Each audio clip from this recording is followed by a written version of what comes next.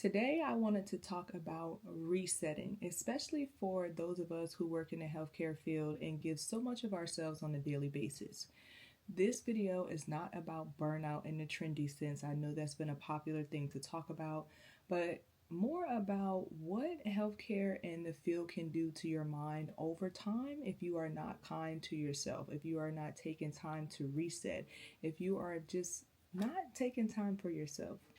I was sitting here reflecting after I've been off for about 7 or 8 days because I am taking time for me and just thinking about the years of healthcare work that I have done and how others have been in healthcare longer than I and the things that we have seen. We are literally expected to keep going. We are trained to keep going. We are trained to process things very quickly, whether that's an emotional event, a tragic event, whatever the case may be, and how this can really take a toll on your mental health if you are not careful. We are literally expected, or it is our job to care for patients and their families. So sometimes that's not one person, that's two or three. We are expected to stay professional, be efficient, and just kind of train to keep it moving regardless of what we are dealing with, whether that is tragedy, whether that is death. And that can really take a toll on your mental health.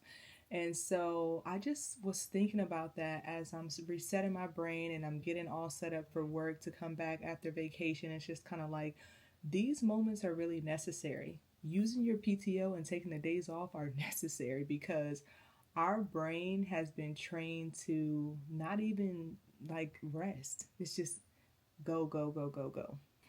When I think about like my schedule on a day-to-day basis, so as a nurse practitioner, as you guys know, I've shared with you, I work remotely, but that wasn't always the case. But right now, I'm seeing 15 patients a day, back to back. I start at 8. My last patient is at 4. I have 1 hour lunch break.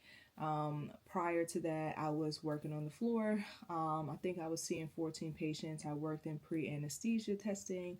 I also worked general surgery, and we were expected to round on the floors and also do clinic as well.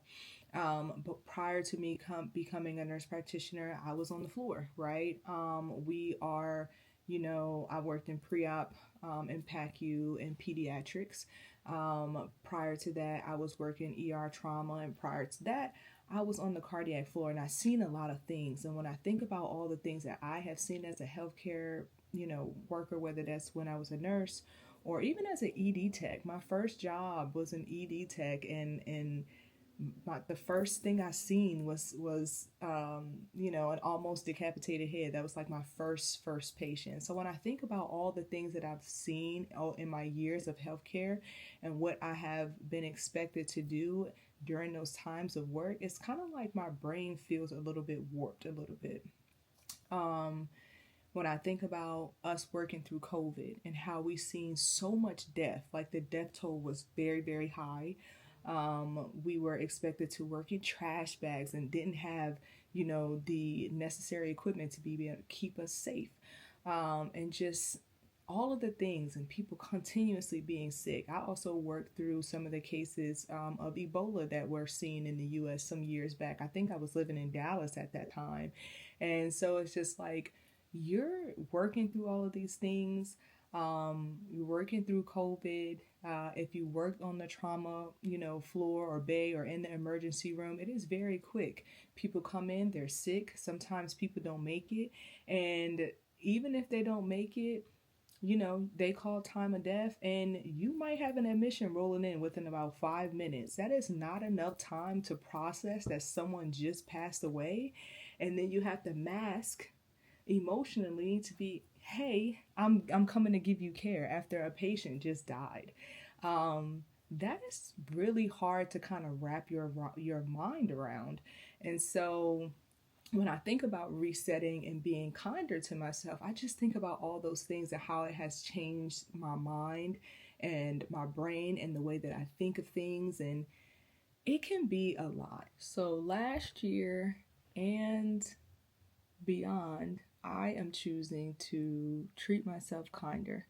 I think last year, even my husband was just like, you have really taken the time off. Like before, you used to be so anxious about taking time off, and I don't even know why that is. But I have taken my days, I have used my PTO.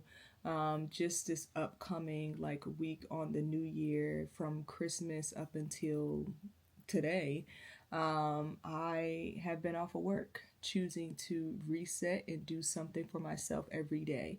Whether that is, I think one day I got a pedicure, the next day I think I decluttered my space. I laid around and read. I spent time with my son and my husband, and all of those things are just kind of like pouring back into me.